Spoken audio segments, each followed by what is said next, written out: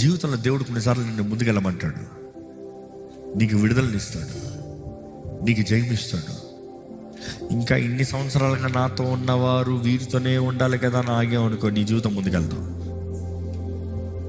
Sometimes you have to just rise up and say see you, goodbye. నేనైతే see you wouldn't want to be you. Paul నీ దారిలో, ఎందుకంటే నీ స్వతంత్రత నీది. కొన్నిసార్లు దేవుడు పట్టి పెట్టాడంట, సాతాను పట్టి పెట్టాడంట, నీ మనసే పట్టి పెడతాడంట. జాగ్రత్త, మేకప్ యువర్ మైండ్.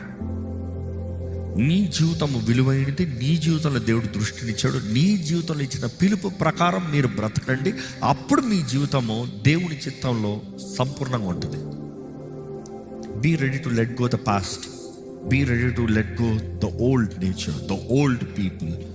వాళ్ళు ఒకప్పుడు కంఫర్ట్ ఇచ్చారేమో, కానీ నువ్వు వెళ్ళే త్రోవలో వాళ్ళు రారు, నీ డెస్టినీలో వారు లేరు.